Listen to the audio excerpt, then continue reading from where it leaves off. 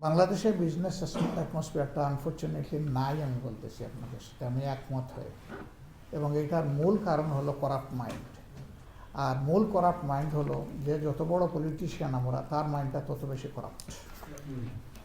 মাথা ঠিক হলে সারা বডি কাজ করবে, মাথা ঠিক না থাকলে বডিও কোনো কাজ করবে না। এমনকি মাথা খারাপ দেখতে খুবই নাদুস নুদুস, ওনার দ্বারাও কোনো কাজ হবে না।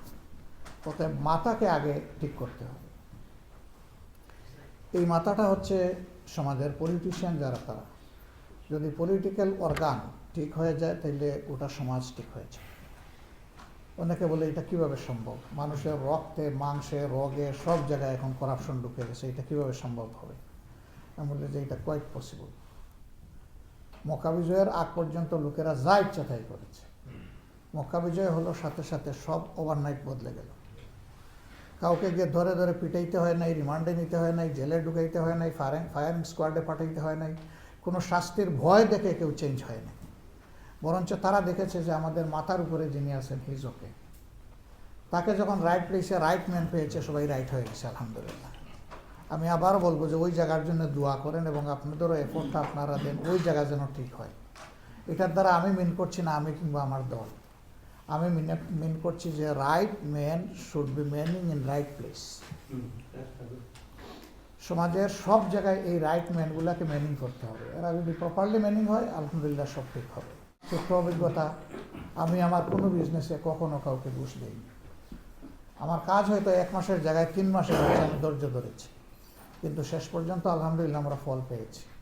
এবং এই ফলটা হইল সাস্টেইনেবল ফল, এটা টেম্পোরারি না। ওমেন্স মেডিকেল কলেজের ব্যাপারে অনেকে আমাকে মৌলবাদী মুসলমান মনে করতে পারে। আমি কোনো মৌলবাদী মুসলমান না, এবং মৌলবাদ কোনো খারাপ জিনিসও না। মূল না থাকলে গাছের অস্তিত্ব টিকে না। মূল আমাদের লাগবে, কিন্তু যে সেন্সে মৌলবাদ এই স্টিগমাটা দেওয়া হয়, আমি ওই মৌলবাদী মুসলমান। আমাকে সাংবাদিকরা প্রশ্ন করেছিল যে আপনারা কেমন বাংলাদেশ করবেন। আমি বলছি আমরা ইউনাইটেড বাংলাদেশ করব। উপদেষ্টাদের শপথের দিন সাংবাদিকরা আমার অনুভূতি জানতে চেয়েছে যে আজকে জাতিকে আপনি কি মেসেজ দিবেন।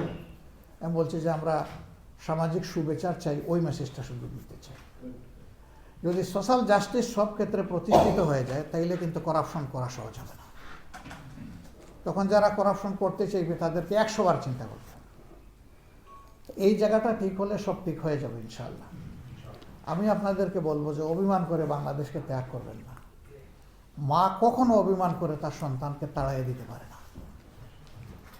আমি এটা বিশ্বাস করি আপনাদের অন্তরে বাংলাদেশের জন্য গভীর ভালোবাসা আছে, বরঞ্চ আমাদের যা আছে তার চাইতে বেশি আছে। বলবেন যে এটা তো আমাদেরকে বোধহয় একটু আপনারা একটু তেলই দিলেন কিনা। না, আমি তেল দিইনি তো, এটা রিয়েলিটি। আমরা দেখতে দেখতে চোখের সামনে যা দেখছি আমরা অভ্যস্ত হয়ে গেছি।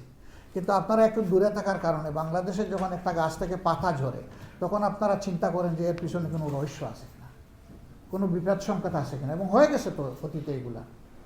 এই জন্যে আমাদের যে কি বলে একটা কনসার্নের জায়গা, এর চাইতে অনেক বেশি আপনাদের কনসার্নের।